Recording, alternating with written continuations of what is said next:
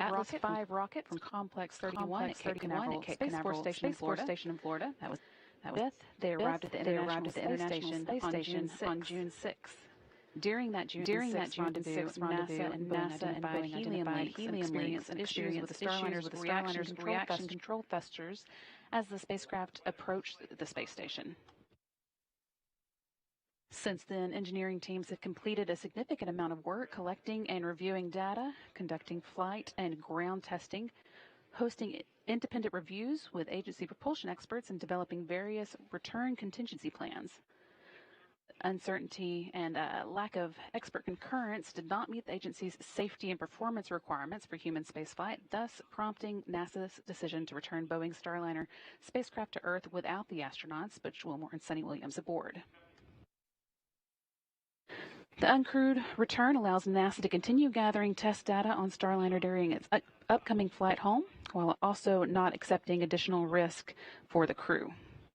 Wilmore and Williams, meanwhile, have formally joined the Expedition 71-72 crew and are going to remain at the space station conducting science experiments and helping with maintenance through February 2025. They're going to fly home aboard a Dragon spacecraft with 2 other crew members assigned to the agency's SpaceX Crew 9 mission.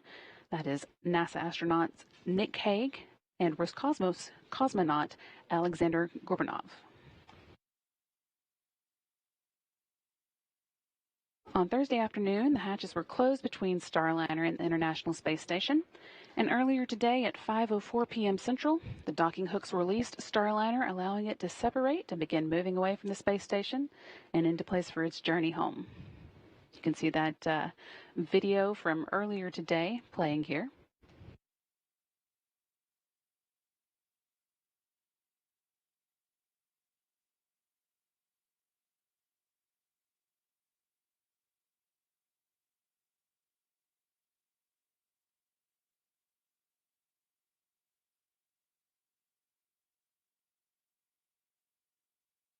We saw a beautiful display of Starliner's thrusters there.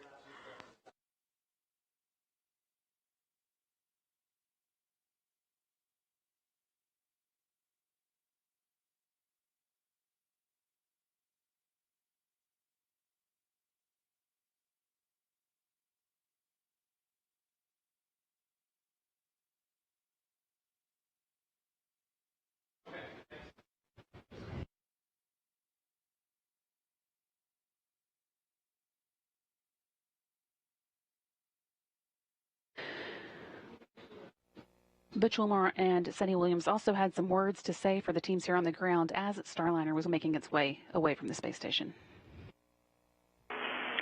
Station Houston, space to ground 2 for Starliner undock status. Go ahead, we're with you. Okay, Sunny, both the Starliner and ISS flight control teams have pulled go for undock at this time. The expected undock time is 22:04. Okay, copy, 22:04. Hey, we're just looking at the flight control roster, and wow, it is the all-star team. You guys, it is the time to bring Calypso home. You have got this. We have your backs, and you've got this. Bring her back to Earth. Good luck. Sunny and Butch, this is Chloe. Just on behalf of the entire MO team, I know the other flight control teams around the building, we thank you for your endless support over the years. We've enjoyed every training event and every meeting. We remember every setback and every revelation with you. The teams on the ground have worked countless hours over the last few weeks, months, and for a group of us, years to bring Calypso back, and we're ready to do that today. We wish you the best of luck in your increment, and Sunny, I will make sure the right people have your coming home song ready to play on Space to Ground when it's time for you guys to come home. Good luck, and thank you. Wonderful comments, Flight. We appreciate that, and we agree. Many years of great enjoyment, simming together, playing together, and being involved with each other's lives, and it's been special. Bring it home. Copy. Thank you, and have a good evening. That again was a conversation recorded earlier today between astronauts Sunny Williams and Butch Wilmore talking with the Starliner flight director at the time of undocking, Chloe Meering. Since that undocking, when Starliner and the space station were flying 260 miles above central China, Starliner has been steadily increasing the distance between it and the space station, ensuring that it will be able to get into space into place to perform a 10:17 p.m. Central deorbit burn. Now in about 20 minutes. While it has been moving away, the flight controllers here on the ground took the opportunity to perform a few tests of Starliner's thrusters. During the test, the crew module's 12 small reaction control system thrusters, one of the jets, didn't fire when commanded. The reaction control system thrusters on the crew module are used to steer Starliner as it makes its way back down to Earth after the service module has been jettisoned.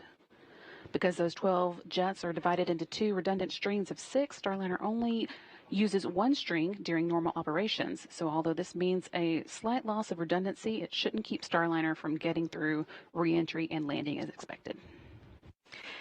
Yeah, and Starliner has plenty of redundancy with this part of the prop system on the capsule, so no impact to the deorbit burn or re-entry, and it's not required for flight rules. The team also tested 10 of the 28 reaction control system jets in the service module after undocking, and they all performed as expected. And here on the ground, the team just gave their go officially to Rick Henfling, today's flight director, meaning that tonight's landing of Starliner is on. That again is scheduled to happen, touchdown at 11 p.m. Central Time or midnight Eastern Time.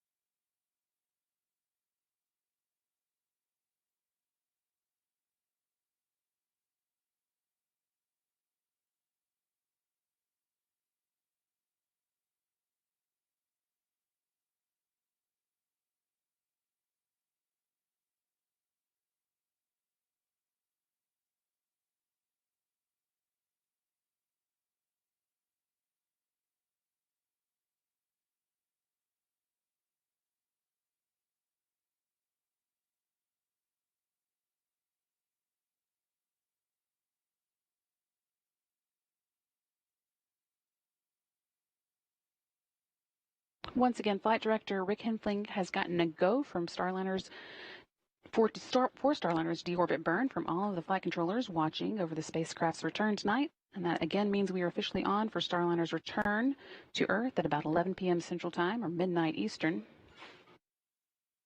The DeOrbit burn at 10:17 p.m. Central Time is now just 17 minutes away. That'll be a 59-second firing of 4 of Starliner's orbital maneuvering and attitude control thrusters on Starliner's service module.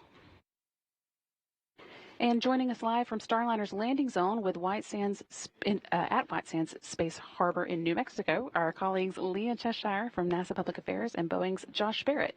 Leah and Josh, how is it going out there? Thanks, Brandy. It is going well out here. We are out here in White Sands. The weather right now is about 75 degrees and very light winds, approximately 6 miles per hour. This looks like potentially a picture from earlier today. It is quite dark out here at this point. We have a beautiful view of the stars, and we are lined up in the convoy getting ready to roll. That's right, Leah. So I've been out here for both of Starliner's previous landings. The first one was very cold.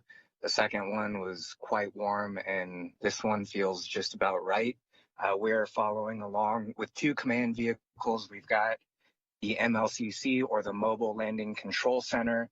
They're tied in down in Mission Control in Houston with the people that you're seeing on your screen right now. We also have the MDTV, that's the Mobile Data and Tracking Vehicle, and on top of that, it's got a suite of optics on top. There's an infrared camera and 2 visible cameras, one of them with a telescopic focus. So those will be the first things that we'll be seeing Starliner with here from the landing zone, and you should be seeing those on your screens as well. And Leah's got a few more things that she'll talk about that should get some cameras on Starliner as well. Yeah, especially the WB-57, NASA's plane. That took off just a few hours ago, just as we were heading out here to the landing site. So we arrived here at about 6 p.m. local time, which is mountain time. And since then have been getting ready, lining up, doing communications checks between the various teams, and just getting ready to eventually drive out to the landing site once Starliner comes down. So it is a sea of white gypsum sand out here.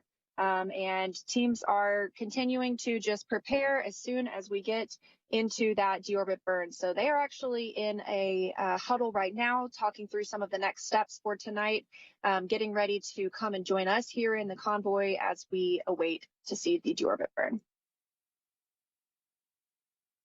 So with that, right now, we are going to turn it back over to you, Brandy and Lauren. We are going to stick around, though, and cannot wait to see Starliner coming straight across the sky. Thank you. Thanks so much, Leah and Josh. We are hoping to get some good views from where you guys are at later today. Now, once we make that final burn to get out of orbit today, it'll take about 45 minutes for Starliner to reach its destination. Again, White Sands Space Harbor, New Mexico, where we just spoke with our colleagues from.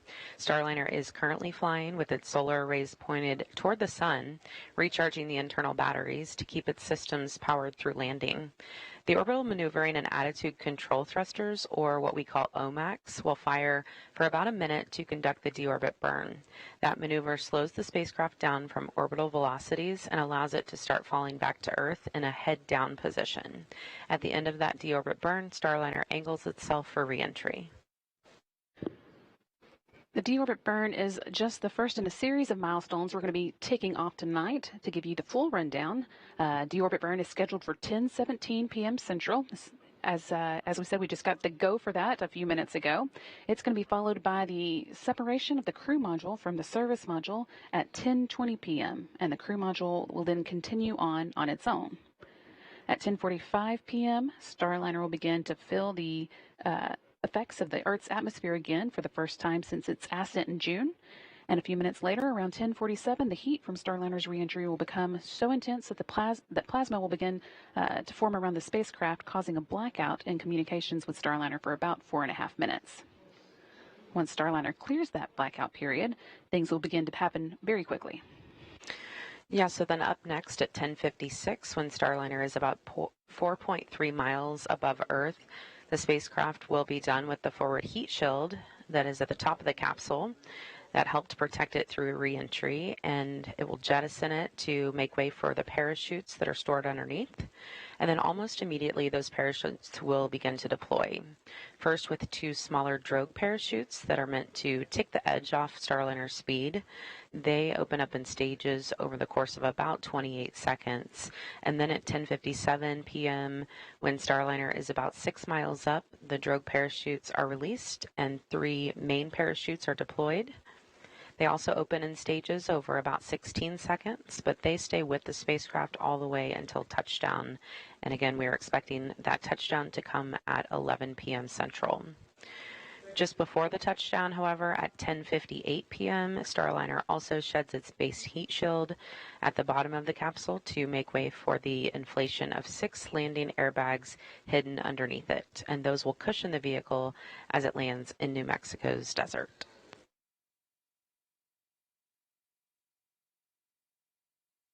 It's probably worth mentioning that we do not have video from Starliner. If you think back to June on its ascent and journey to the International Space Station, it's not able to send video down when it's not connected to the space station, so we won't be getting in-flight views from it, but we do have several cameras out at the landing site as well as some aircraft in the area that we are hoping to get some views from.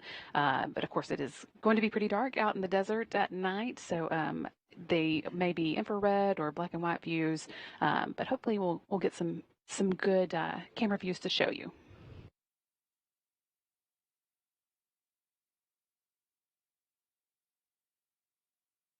And we're taking a live look now from the landing site, but the shot is quite dark at the moment. You can see just a few lights blinking there. Hopefully, as we get closer to the ground, as Starliner gets closer down, we will have some better shots.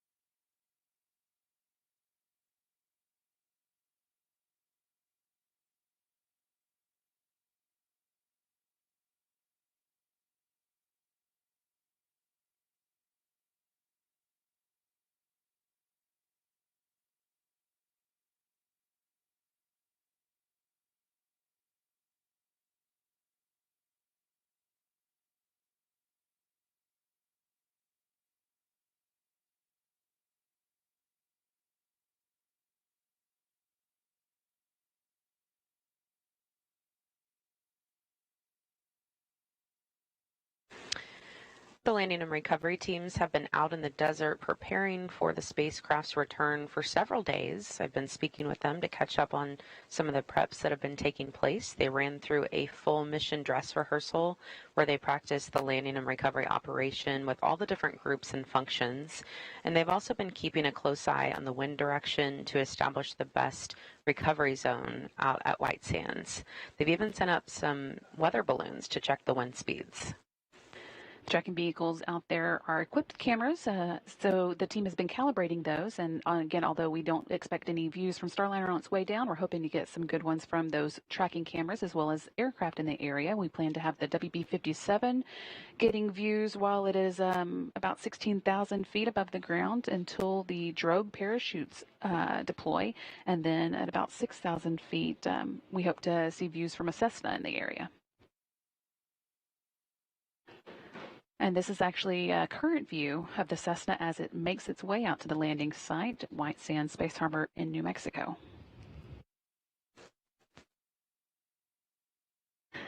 And this is a shot from one of the ground cameras that we have on site. So again, although it is dark there, we are hoping to see some good views. And in the last few hours, the teams there on the ground have been at the holding area, loading up their vehicles, doing last-minute checks, making sure all the equipment is ready to go, and then shortly they'll begin moving into place to watch Starliner make its final approach. And then once Starliner lands, Teams will move closer in a very strategic way. They will first stop at about the 500-foot mark away from the spacecraft, and then they'll move in closer to the 150-foot mark while ground teams safe the vehicle. That first team on site with Starliner will be what we call the Gold Team. They start recovery operations by performing what's called a sniff test, where they use sensors to check for hydrazine, one of the propellants that Starliner uses. They'll be wearing protective gear known as hazmat suits to prevent exposure to hypergolic propellants. Hydrazine is used as a propellant, and if it turns into a vapor, it can be toxic. After the sniff test, they will notify the rest of the convoy when it's safe to approach, and then they're going to check the winds, make sure the entire landing and recovery team is staged uprange from the direction the wind is blowing for added protection. Now, everyone out there is part of a different color team, and they wear a vest with that color, so it's very obvious who does what. So the next step is the silver team, and their first job is to ground the spacecraft. Starliner will be powered down, but there could be some residual electricity. So before anyone can touch it, they will ground it and discharge it.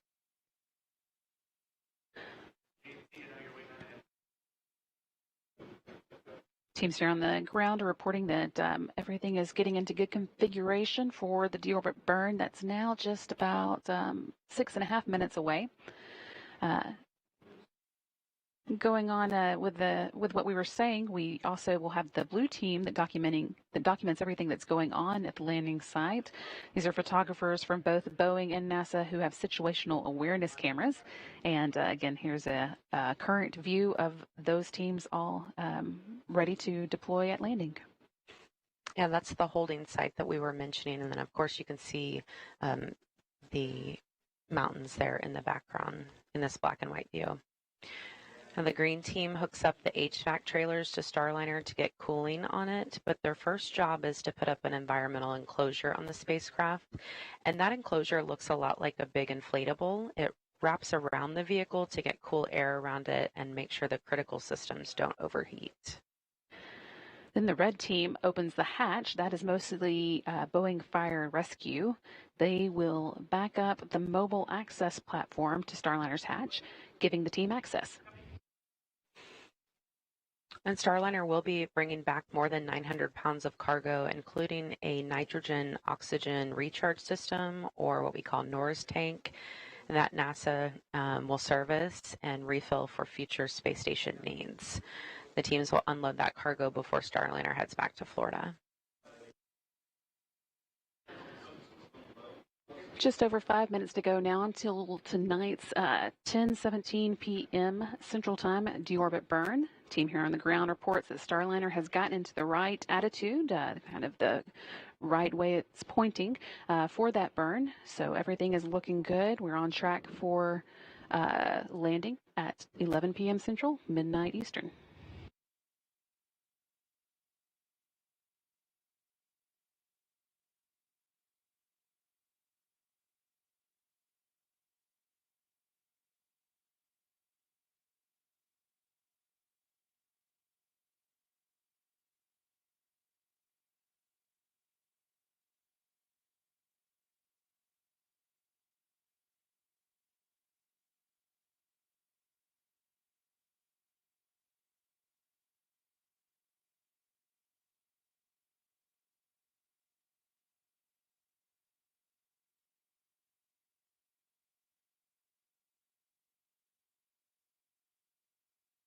With just a couple minutes or 4 minutes left to go until the deorbit burn, we're going to check in once again with the landing team and Leah Cheshire and Josh Barrett.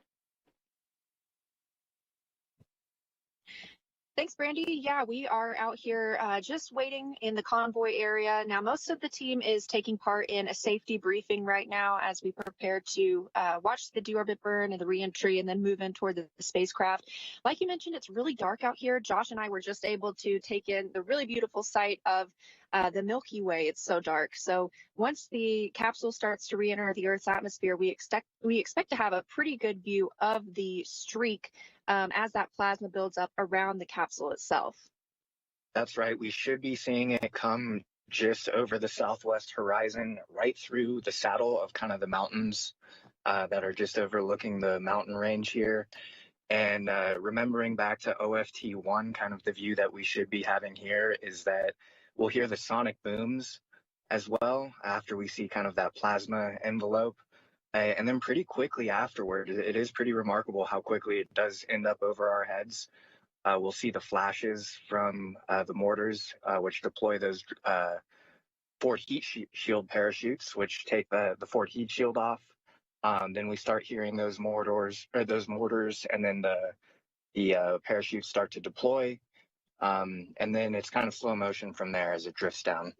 And we're seeing a lot of movement as teams have just completed that safety briefing here. So they're now all walking to join us at the convoy.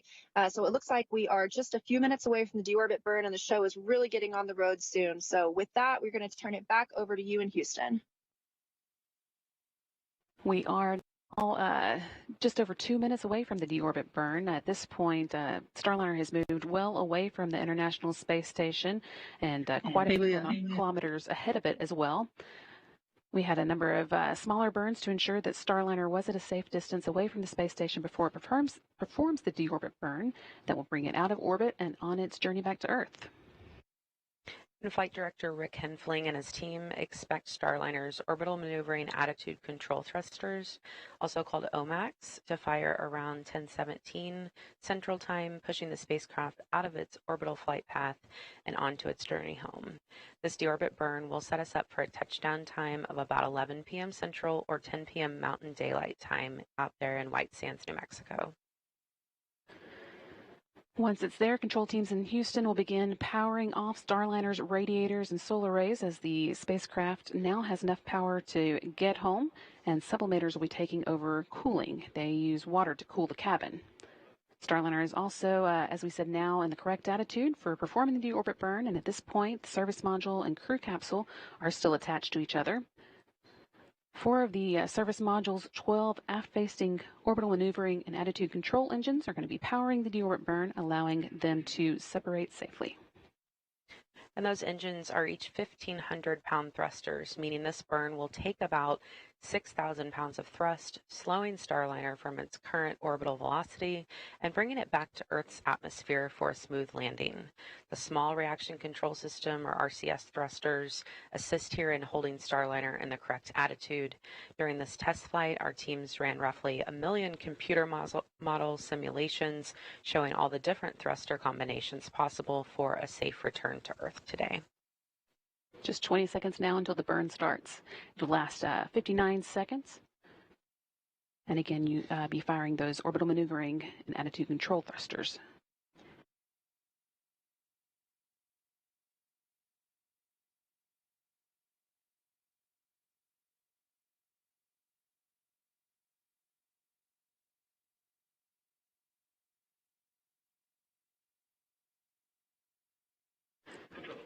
Four orbital maneuvering and attitude control thrusters on Starliner's service module are now firing, slowing Starliner down as the capsule begins its journey back to Earth.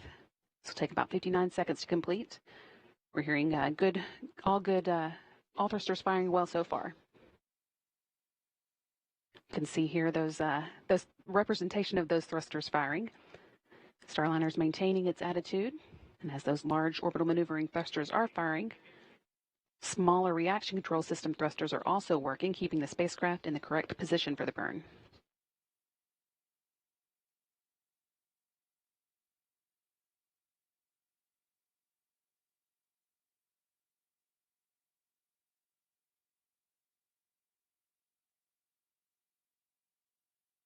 Still looking good.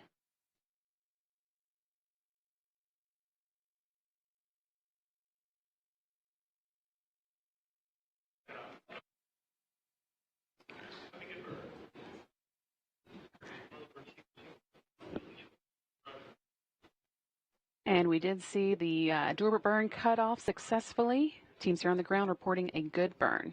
Starliner is now on its way to White Sands Space Harbor in New Mexico, and a planned touchdown at about 11 p.m. Central, midnight Eastern Time.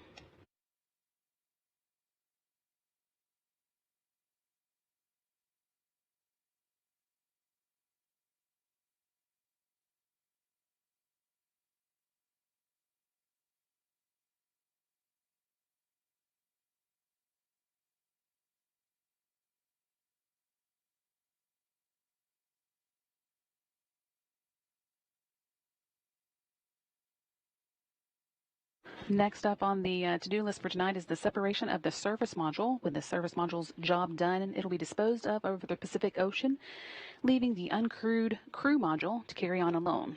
In addition to all its other jobs, the service module has spent the flight protecting the crew module's heat shield. Jettisoning it uncovers that critical piece of equipment, allowing it to shelter the spacecraft as it begins traveling back through the Earth's atmosphere. The crew module will then make its final attitude adjustments to make sure the heat shield is at exactly the right angle to provide that protection. And those fine-tuned adjustments are really just a strong capability of Starliner's guidance, navigation, and control system. In fact, on the 2 previous flights, Starliner made bullseye landings thanks to that system. Starliner's maneuvering into position for that jettison at this time.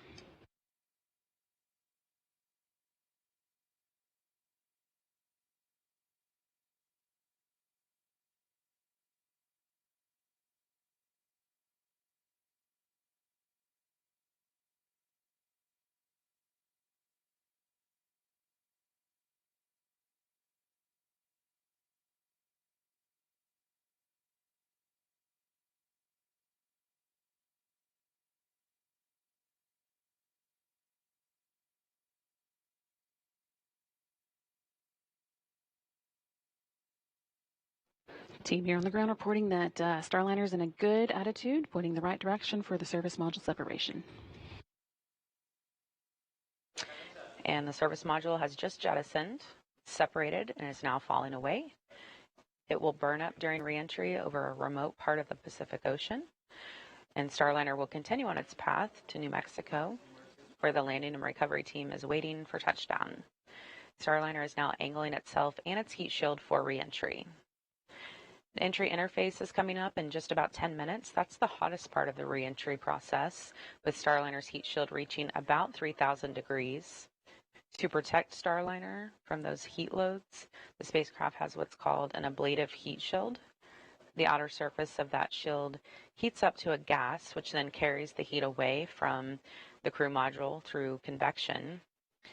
And our team calls this process a game of threes because during entry interface, the heat shield will handle those temperatures of about 3,000 degrees, but it will convert that heat to about 300 degrees with only 3 inches of ablator. And because of this protection during this hottest part of reentry, the inside of the spacecraft remains at about room temperature. When Starliner returned from its last 2 flights, the capsules landed with 2 black stripes up the sides, indicating the heat shield was ablated as intended. So we do expect to see that again today, and the team considers that a bit of a badge of honor.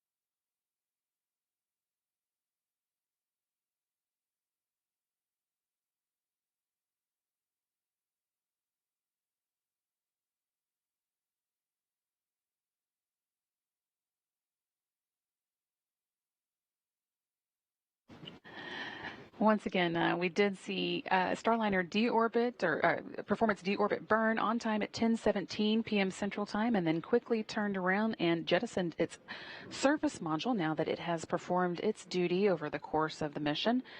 We are still about 20 minutes away from entry interface, but things will start to happen quickly after that. About 4 minutes after we go into the entry interface, the heat from Starliner's re-entry will become so intense that the plasma will begin to form around the spacecraft, causing a blackout in communications with Starliner for about 4.5 minutes.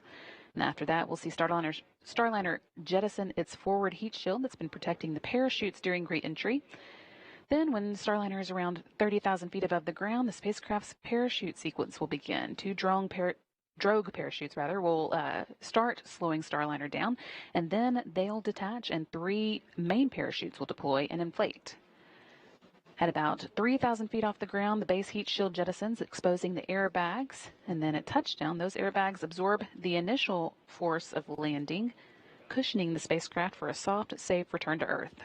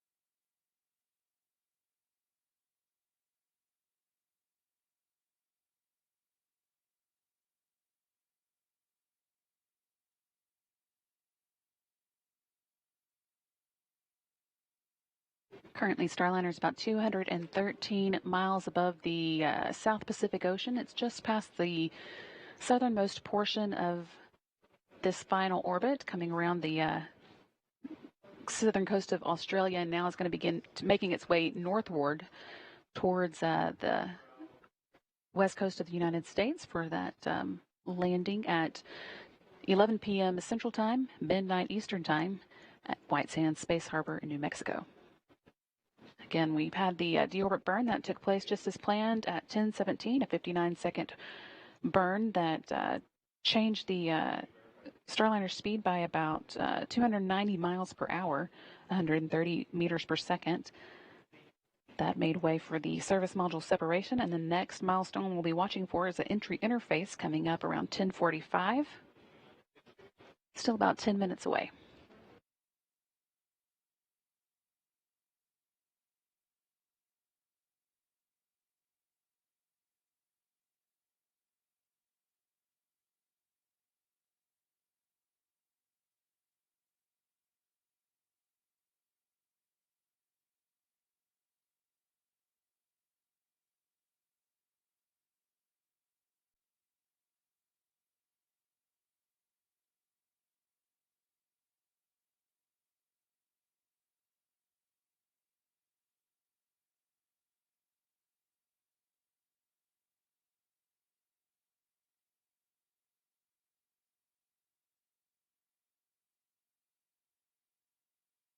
Live view here of the recovery forces staged near the landing site, ready to move in once Starliner touches down. We are taking off milestones as expected for that 11 p.m. Central, midnight Eastern, or 10 p.m. Mountain Time touchdown today in New Mexico.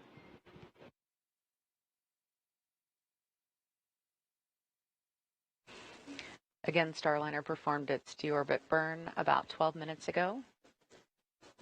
The thrusters performed nominally, and the flight home is going smooth.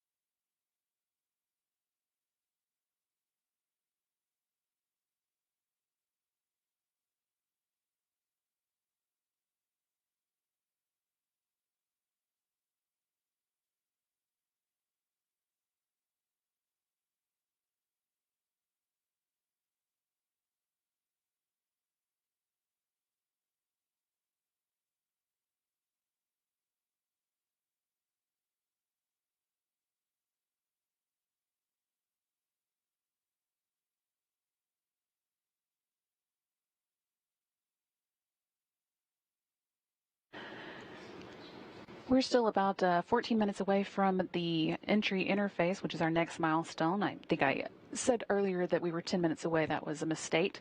But about 14 minutes from now, we'll be experiencing the atmosphere for the first time since Starliner launched. And since we do have a little time, we're going to check back in with the landing team. Leah and Josh, how are things going out there? Thanks, Brandy. Yeah, that was a great view of the landing convoy all lined up. I was just watching some of the Gold team members getting suited up. As you mentioned earlier, that's going to be the first team to come in and inspect the vehicle. They're sniffing for those hypergols or any of those dangerous fumes before the rest of the teams get the go to move in and approach the capsule. Of course, it's kind of a waiting game right now as we are still waiting to spot Starliner coming from the southwest. So a lot of us are outside of the convoy right now and keeping our eyes on the skies. Yeah, that's right. We've got about just under probably 3 dozen vehicles all lined up in 3 rows, just waiting to get that touchdown signal. Again, going through that convoy list that you guys went through already so well. Behind that Gold team, after Starliner is declared safe, the Silver team moves in and they do the electrical grounding. They'll also stabilize the vehicle just in case the airbags start deflating. We make sure that the hatch has a good stable orientation for Red team to come in, and they're the ones with the hatch orientation. And once the Red team establishes hatch access, actually the Silver team has a fun job tonight in the dark. They're going to go start looking for the pieces that came off of Starliner, those heat shields, some of those lids from those parachute mortars. And then after that, after Red team has hatch access and opens up the hatch, NASA's ISS program folks are going to come in for the cargo inspection. So again, we are expecting to start seeing Starliner coming across the horizon around the time that entry interface begins. But until then, just wanted to give you guys a hit from the landing site and the latest that we have going on here. So we'll toss it back over to you in Mission Control, Houston. Thanks so much, Leah and Josh. We are watching for that entry interface as well. We're now about 12 minutes away. Starliner continuing to make good progress following in that 10:17 p.m. Central Time deorbit burn.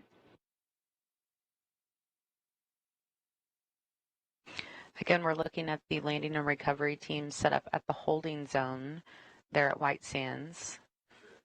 Josh and Leah are embedded with that convoy, and they will make a very strategic move toward the spacecraft after touchdown, first stopping at about the 500-foot mark, and then they'll get the go to move forward to the 150-foot mark, and then once the vehicle is considered safe, they will move in.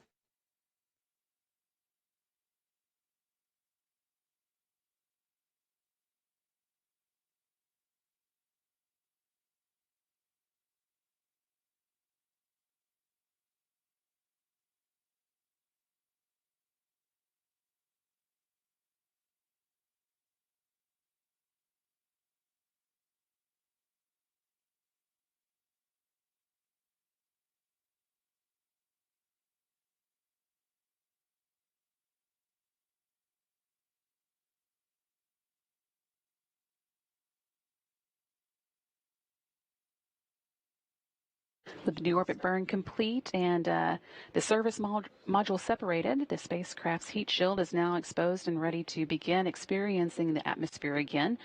The Starliner is going to make some final attitude adjustments that keep that heat shield pointing at exactly the right angle.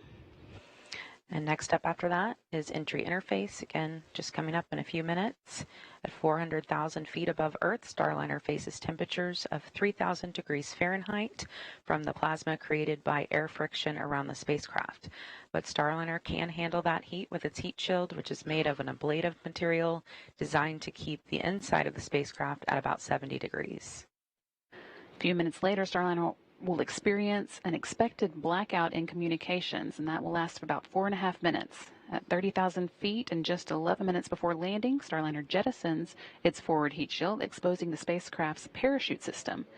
Then 2 drogue chutes will deploy, increasing drag and significantly slowing down Starliner. Then 3 pilot parachutes will pull out the main chutes, allowing the spacecraft to continue its slow and steady descent for another 8,000 feet towards the landing zone. And once the main parachutes are fully inflated, Starliner's bucket handle releases. And what that does is it just basically levels out the spacecraft ahead of touchdown. And then the base heat shield that protected Starliner through reentry will separate at about 3,000 feet, uncovering the landing airbags. Those airbags, of course, will fill with nitrogen, allowing for Starliner to land softly and safely there in the sand.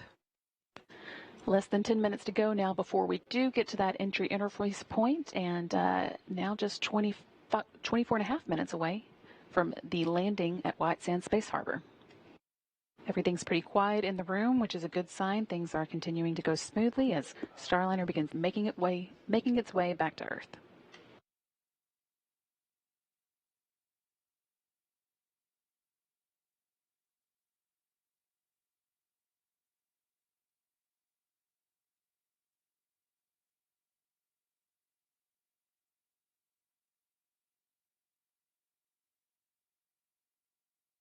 You're taking a look there at Flight Directors Rick Henfling on the left, speaking with Mike Lammers on the right.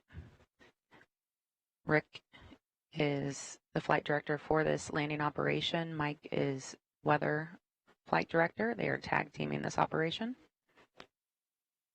Team has been keeping a close eye on weather at the landing site, but everything looks pretty good for tonight's touchdown.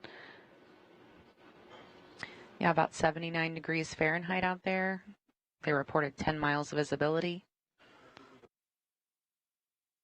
The winds are within the limits, so we are looking good for a touchdown.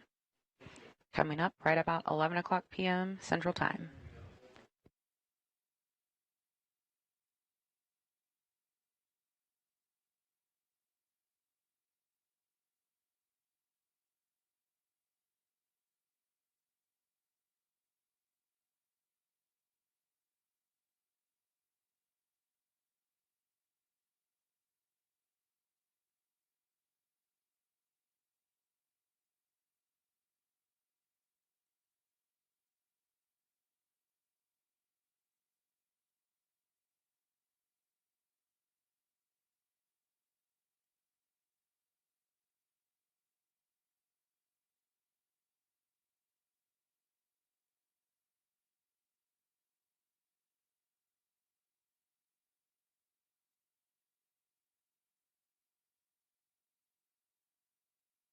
Seven minutes to go now in tool entry interface, and then that intense heating will start about 2 minutes after we do begin the interface.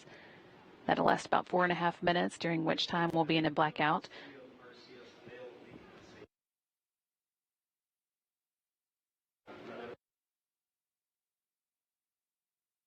Starliner is currently about 130 miles, 149 miles rather, above the Pacific Ocean, heading northward towards the western coast of the United States, and it's touchdown in New Mexico.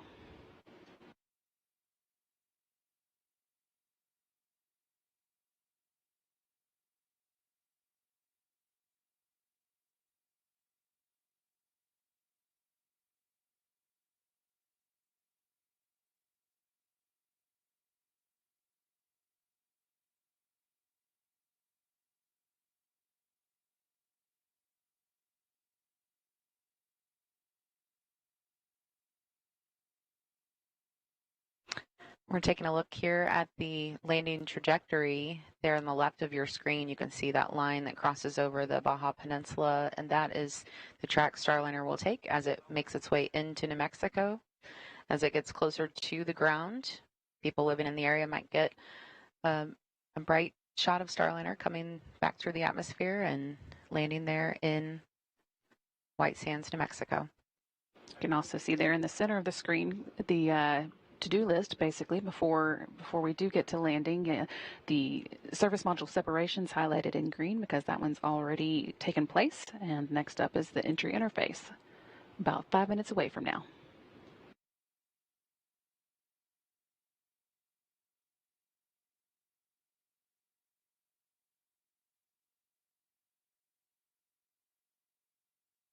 And flight controllers here in the room are reporting good attitude for that entry interface, coming up again in just under 5 minutes.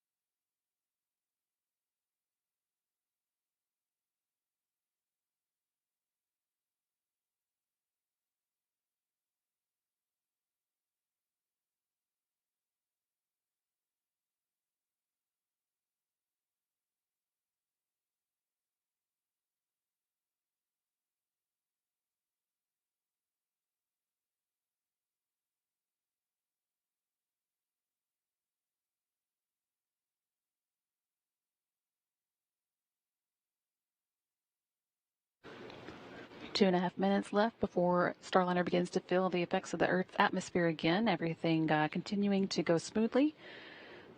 Flight controllers here in the room are quiet as they're working through their steps, but all going well so far.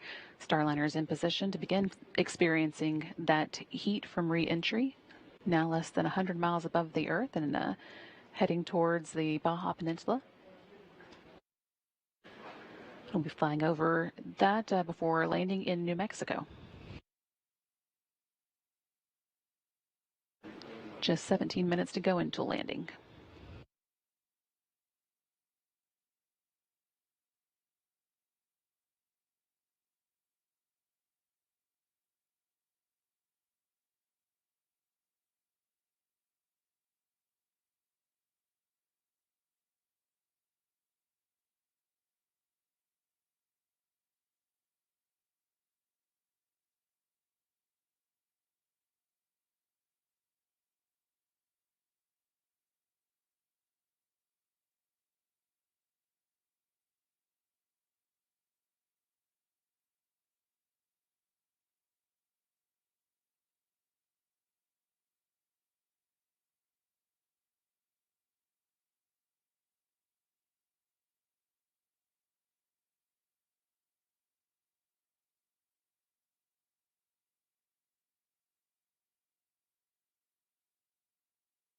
Less than a minute now until we begin entry interface.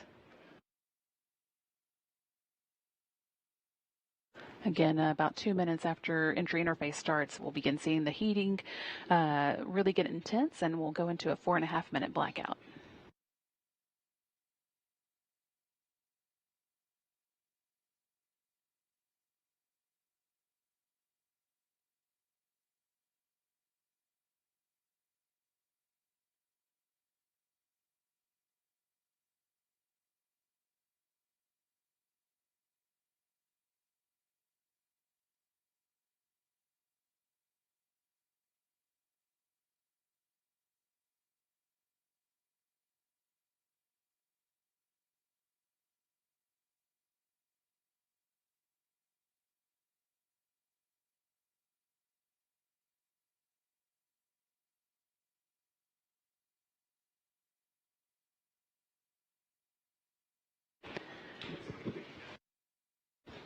Team here in the ground reporting entry interface has begun. They're seeing good range.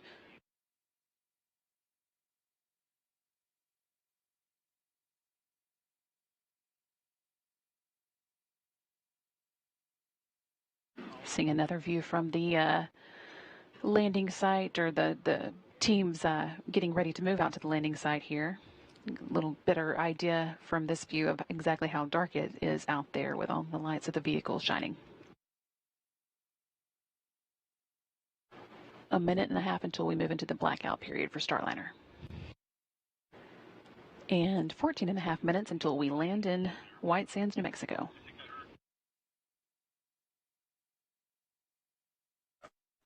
The Starliner enters Earth's atmosphere at 17 times the speed of sound, which could create a sonic boom for folks living in the area. It will then be slowed down by parachutes to a speed very similar to what you might experience while going down an elevator inside a high-rise building. The vehicle then comes to a safe, comfortable stop at landing.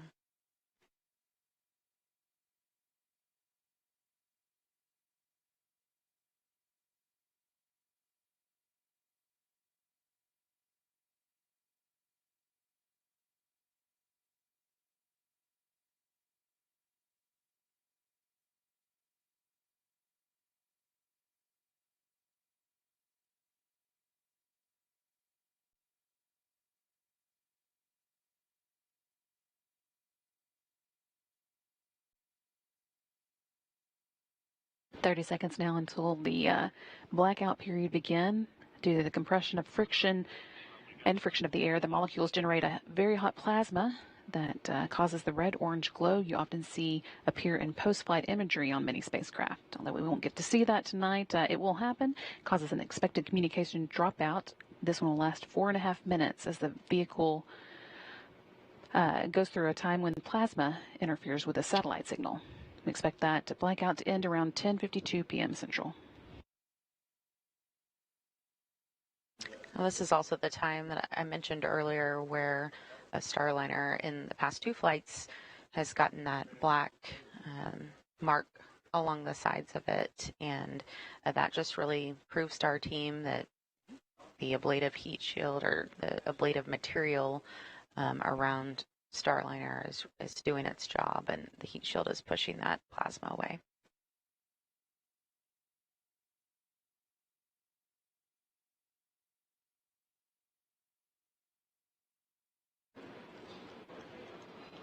It's blackout time again. Lasts about 4.5 minutes. We've got about 3.5 left of it. After that, the milestones we'll be watching for include forward heat shield jettison at 10:56 when Starliner is about 4.3 miles above the Earth. Very soon after that, almost immediately, drogue chutes deploy.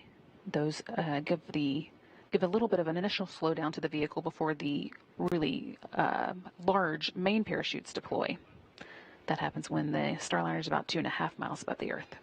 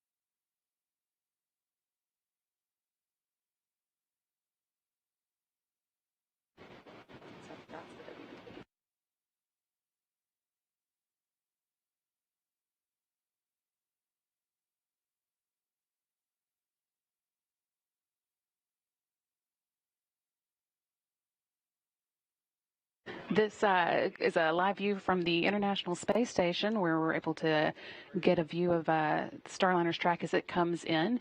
We are now less than 10 minutes away from landing at the White Sands Space Harbor, scheduled for 11 p.m. Central.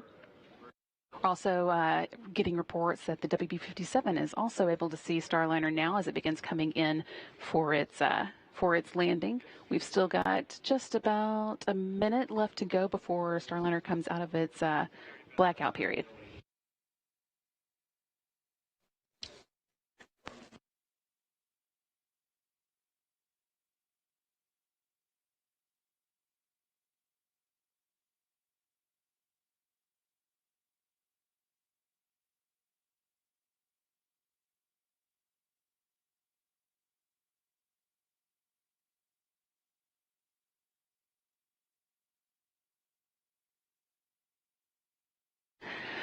And this is a view from the WB-57, one of NASA's aircraft that is at the landing site, has been staged and ready to pick a Starliner or pick up the view of Starliner as it comes in, and that is what we are seeing now. And they're filming this video from about 16,000 feet. The WB-57 should continue to give us a view until the drogue parachutes deploy, and then we hope to pick it up with the Cessna that is also in the area.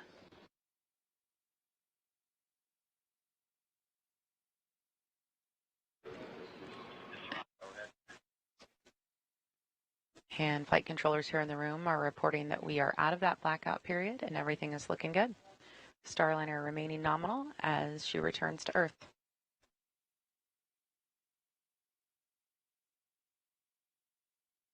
Again, this is a view from the WB-57.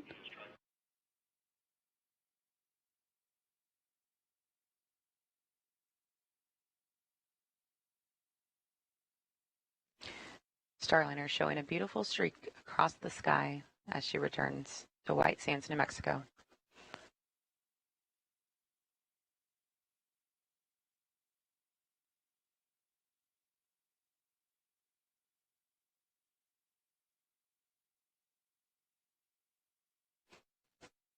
We're about 3 minutes away from the forward heat shield jettisoning. That's the next milestone we're looking for.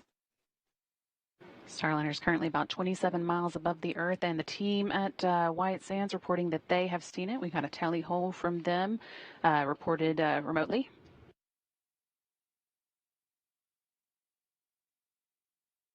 That means they are seeing Starliner from the ground there in New Mexico.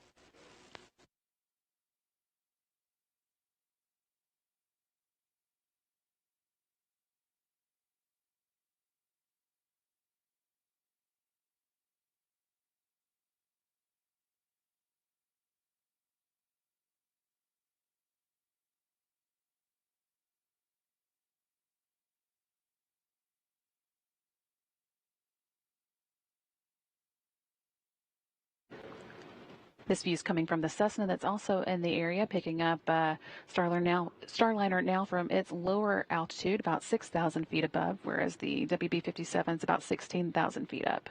We are now just 6 minutes and 22 seconds away from landing. We should also just be a couple minutes away from the forward heat shield jettison, which will bring on the drogue parachute deploy, followed by the main parachutes.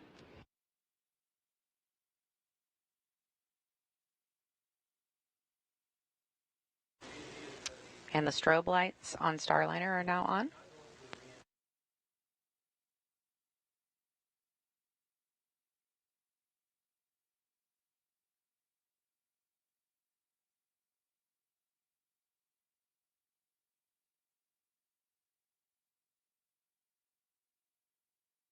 Starliner is now over the landing site, and that strobe light will help the teams actually track Starliner on the ground because it is very dark out there.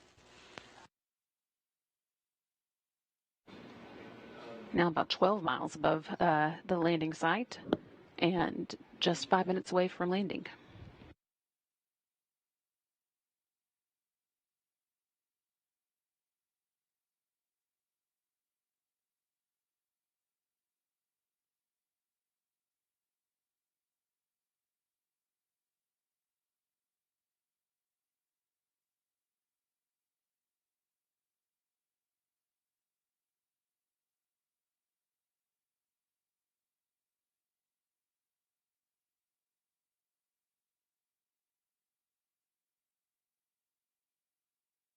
Watching now for the forward heat shield jettison. That should be coming up, again making way for the parachute deployment.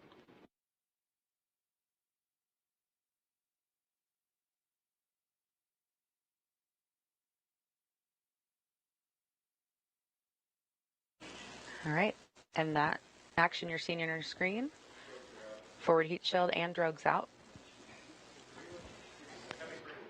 Really interesting view of this coming down from the WB-57.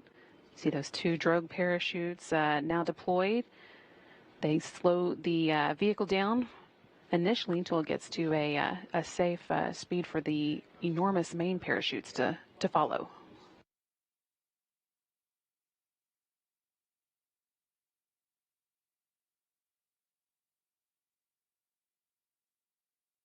About 4 minutes to go until touchdown.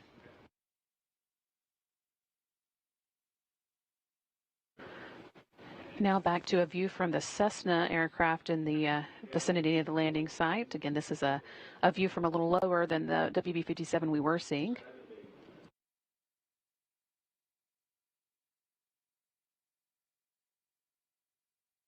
The next thing we're going to see here is the 3 main parachutes come out, and everything will happen pretty quickly from that point on.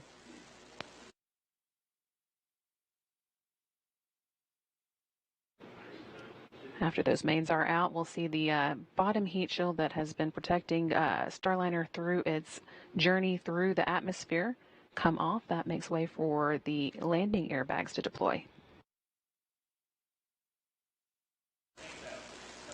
And there's the main parachutes there on your screen. We see 3 out, currently reefing.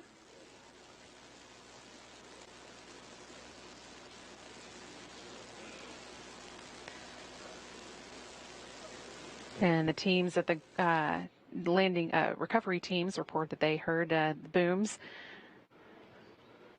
as those came out. 3 good mains fully open there. You can see Starliner in a slight tilt, so we're going to see the rotation handle move here shortly, and it will level out Starliner.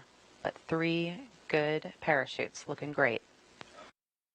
Just a little over 2 minutes until the expected landing time, and we heard the rotational handle has been released, so you can see that tilt evened out. Next up is the back heat shield jettison.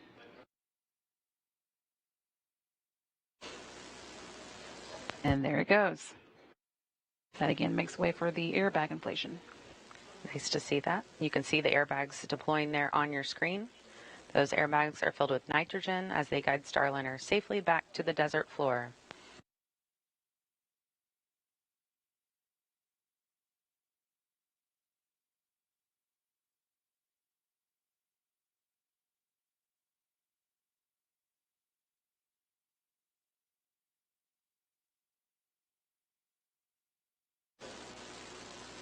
Just a beautiful sight as Starliner makes its way to the sands of New Mexico. And flight controllers confirming 6 good airbags.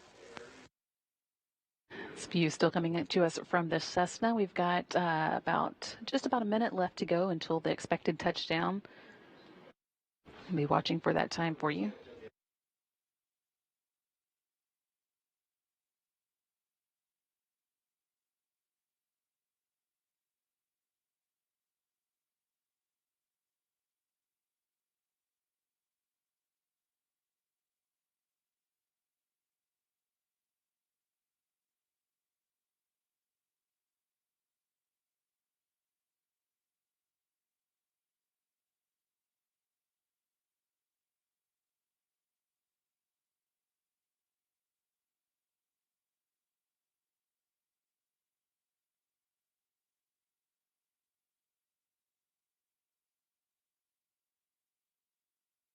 Just about 15 seconds away from expected touchdown.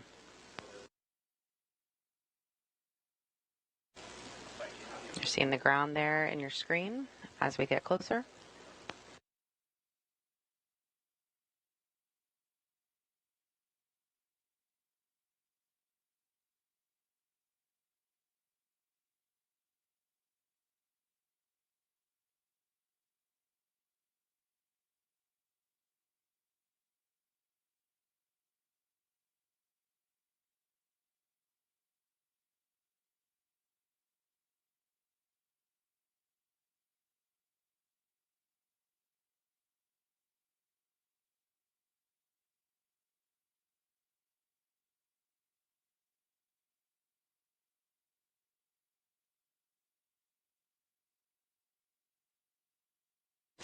Touchdown.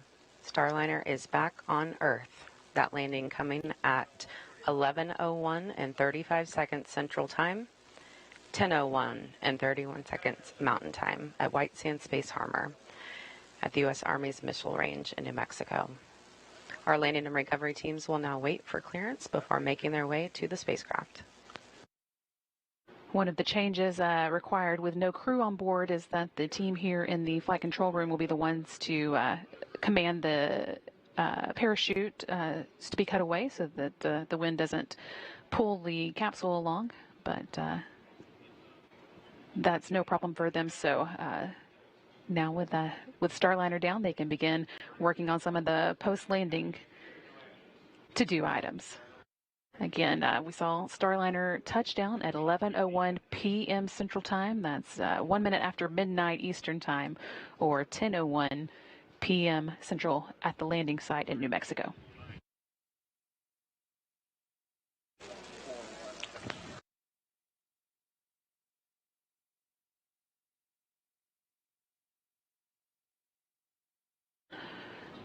This is a view from the Cessna, still watching the drones slowly make their own way down. Those, of course, are the the drogue parachutes that preceded the main parachutes, first slowing Starliner down before the large parachutes opened.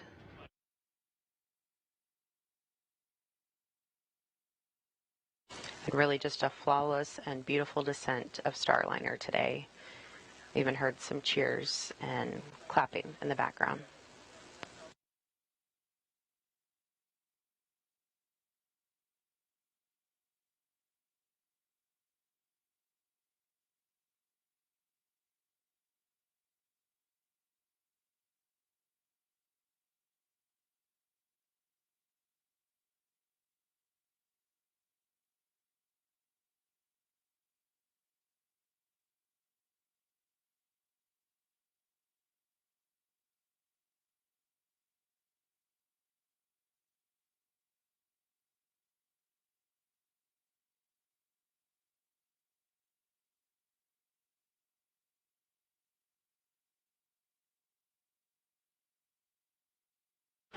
This again is the drogue parachutes still making their way to the ground after Starliner has touched down with its main parachutes.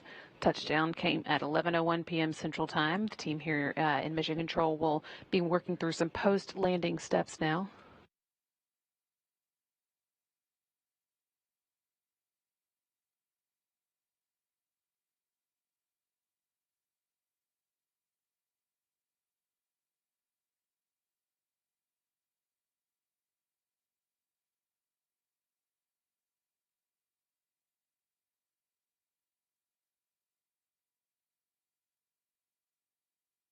View here of Starliner at its landing site in White Sands at Space Harbor. The landing and recovery teams will soon begin making its way out to them to begin recovering the spacecraft. The team here in Mission Control is polling right now to see if everybody is ready to power off the vehicle. That again is a step that the flight control team has taken over with the lack of crew on board. Once the spacecraft is powered down, they will be transitioning control of the spacecraft over to the landing and recovery team. And it's a little difficult to see in this shot, but there is a strobe light on Starliner that will help the teams follow it out there.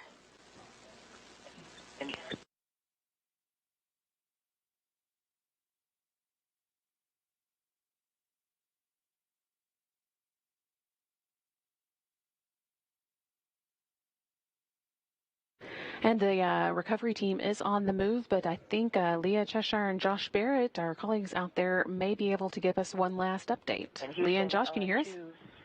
Great landing of Calypso. I don't think that could be a Brady, better hopefully. birthday. Obviously, we did have really a great show. We were able to see the cameras that you were watching too from the WB-57, from the Cessna, from the International Space Station. But Leah, can I interrupt you? Yes. Concur. It's been a really amazing day. We were hearing a bit from Space to Ground there, but I think they've concluded, unfortunately. We'll see if we can get a recording of that for folks listening at home. But Leah, go ahead with your update. Yeah, sorry about that. Couldn't hear that one here. So, but here Sonny, MCCH here. Rick just wanted to offer that he's got one more hour here. Hey, it's his birthday here. Yeah, and that's what counts. Yeah, it was a good landing. It's pretty awesome.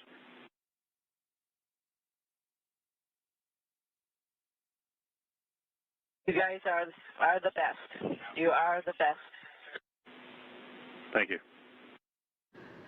Sonny Williams there offering a slightly early happy birthday to Flight Director Rick Hempling. He will be celebrating his birthday on September 7th, but technically in Houston, we're still a little less than an hour away from that.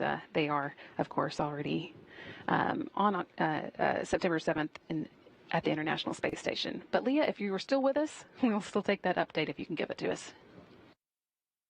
Yeah, so as I was saying, we got to see the capsule and the plasma trail coming up over the mountains from the southwest. And we were all still standing outside the convoy to watch that happen. But the most unexpected part was when I could hear the main parachutes being deployed. It was very faint, just a little bit of a rumble, but that strobe light really helped us identify Starliner as it was descending, and it would reflect a little bit up onto those parachutes. So we actually had a decent view as it was coming down under those chutes. And now we are actually on the drive out, and we can see the strobe light. It's giving us a great direction as we head toward the capsule. Yeah, that's right. We are actually making our way down the former space shuttle runway, literally driving right down the middle of it. Starliner is a little bit towards the southern end, so we see that strobe kind of in the distance there. But we will make our way to the 500-foot mark, where Goal Team will move in and begin their assessments. And then once they declare that proximity operations can begin, the recovery ops will really get underway. And with that, I think we were going to toss it back to you, Brandy and Lauren. If you don't hear from us again tonight, just wanted to say thanks for letting us be part of the broadcast and give you the perspective of all the hardworking ground teams, both NASA and Boeing, out here at White Sands in New Mexico. So with that, sending it back over to Mission Control Houston. Thanks so much, Josh and Leah. It's great to see Starliner home, and I envy you the up-close view, but we appreciate your updates. I do, too. Starliner has returned safely. Well done to the entire team for completing the mission with a successful undocking, deorbit, and landing. Starliner has once again proven herself a safe ride to and from space. On behalf of the entire Boeing team, welcome home, Calypso. And with that, we will also wrap up our coverage tonight. We would like for you to stay tuned for our 12:30 a.m. post-landing news conference. That is 12:30 a.m. Central Time, so about an hour and a half, a little less than an hour and a half from now, when we'll be giving you final thoughts on the activities of the night. But Starliner is home. Again, the landing came at 11:01 p.m.